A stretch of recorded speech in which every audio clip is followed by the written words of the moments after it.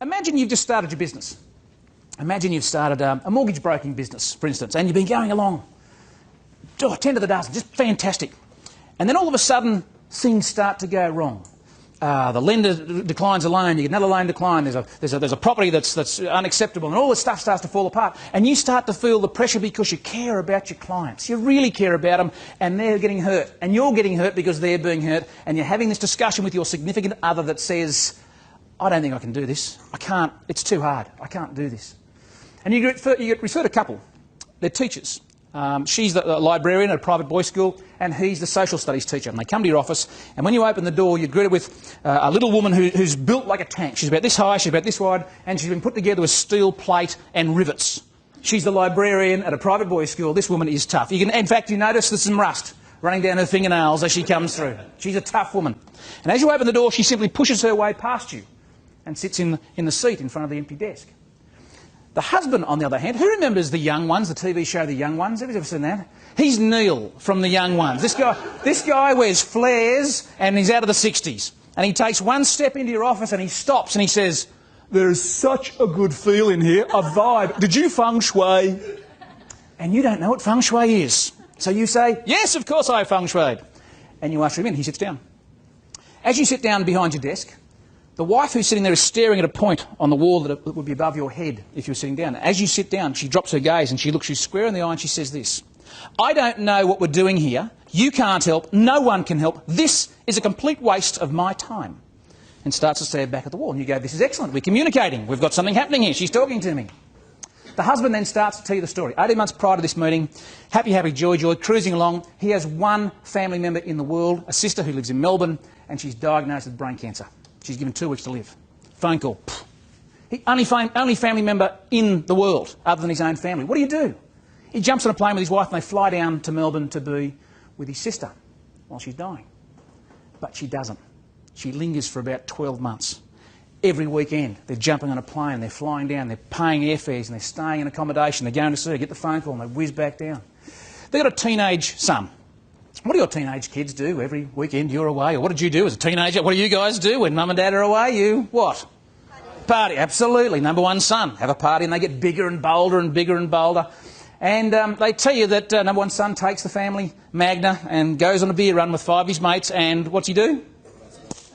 Straight into a tree. In fact, you remember reading the story in the local paper a couple of weeks before, and no one died, thank God, but this kid is really badly knocked about. He needs serious surgery. Both his legs have been shattered just below the hips, and he needs surgery to correct this or he'll never walk again.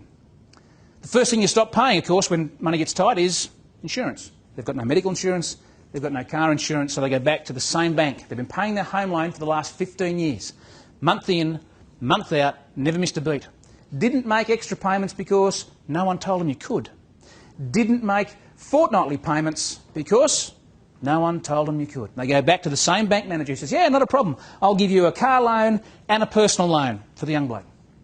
About the same time. Funny how things happen in threes. About the same time, number one daughter comes home from Adelaide. She says, "Mum, Dad, you know that little Italian boy I've been dating? Well, he's asked me to marry him," and I said yes. And his family have agreed to restrict their guests, their top 420 friends and family. I need about $20,000 to pay for my half of the wedding. Dad is Neil from The Young Ones. And what's he say? My little girl. My little girl. Yeah, of course.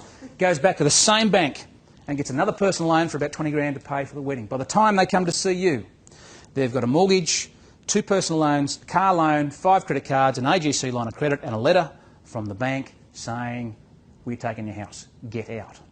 Now, all of a sudden, it becomes clear to you why the wife is so angry, why the wife hates you with a passion. You simply represent another cog in the machine that's about to cost her her home. And she's angry and she's frustrated and she doesn't know why this happened. Bad people lose their homes and we're not bad people and we're about to lose our home, and she's ticked off. About this time, where you're based, property prices started to rise. In fact, let's call it Canberra. And let's suggest that their property was in a suburb called Ainslie. Ainslie's a bit less than a kilometre from both universities and the city centre. They're on a 1,600 square metre block of land. And the demand for urban infill, 3-storey walk-ups, is just huge. Going bananas, and property prices are jumping through the roof. They don't know this because they're teachers. So you ring a friend of yours who's a real estate agent. And you ring up and you go, "Hey, look at this, blah, blah, blah." And the real estate agent mate says, "Mate, I don't care what the house is like. I've got a builder who will pay you X today in cash. Give me 2 weeks to market this place. I'll get you Y." And in fact, when the valuer goes through, they value it higher than the real estate agent suggested he could sell it for. So you do some numbers based on that and you work out they don't have too much debt. The problem they've got is, like this tabletop, their debt is simply too wide. They're trying to push too much through the mud at one time, and it's simply too hard. And what you say to them is this. You say, what if we take this tabletop and we grind it up into a stick? We can then focus all our energy on one point. If you try to push a stick through the mud, it's easy, isn't it? And then you work out that you can take their payments from here to here, less than half what they're currently paying, and in fact save their home. And you write some numbers on a bit of a pad, and you crunch your calculator and you turn it around and you slide it across to him because he's the only one that's been paying attention. And she reaches across and she grabs the pad and she pulls it in front of her and she reads these numbers, and there's that uncomfortable silence. And she looks in the eye and she says, "Are you telling me you can save my home?" And you go, "Yeah, I think I can." And at that point, this little woman goes to pieces like you've never seen. She loses it in your office. And you go, "What the hell's going on?" She weeps like I've never seen someone weep before. And you're going... And the husband looks at her and he says, "What have you done to my wife? You're going to be kidding me. She never does this." And all of a sudden, you realise that two things. A, I'm not in the mortgage business. I'm not in the finance business. I'm in the problem-solving business. This woman didn't come to me looking for a home loan. She came to me looking for an answer. Have you got something to help me?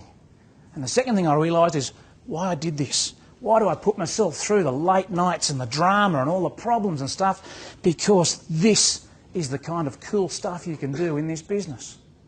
If you've never had a first home buyer come through and you help put this thing together and they go, "Thank you so much." If you've never had someone come in and give you a basket of stuff, give you a bottle of wine, that's why I do it. Recognition and gratitude. So my question to you guys is, hey, you need to find why you do this, because there's lots and lots of tough times. And what business are you in? I think you guys are in the business of solving people's accommodation problems. I'll tell you what effect that had on my business. I had that epiphany. That was a true story. That happened to me. And when I tell that, I choke up because I can see her sitting in front of me. And that epiphany that I had this effect on my business. The average mortgage broker in this country settles about $9 million worth of business a year. I settled $440 million, almost $500 million worth of loans in just over 4 years. Because I stopped looking for finance and I started looking for people with problems that I could perhaps fix with finance. So you stop looking for listings and start to look for people who have accommodation problems and accommodation need. I'll tell you what other effect that had on my business. When someone would come into me and say, "What's your best rate? Who's your best lender? What's your best fee?" I could say, they're all very good questions, but what I need to do first is understand the extent of your problem. Would you mind if I asked you some questions? And the shortest course in selling is what? Ask questions and listen. Of course you can ask me some questions. Let's find out how big the problem was.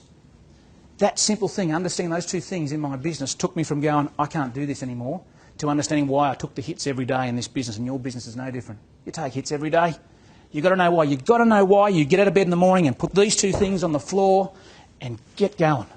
If you understand that, if you understand the value, the impact you have in people's lives, then you understand the value that you have as agents.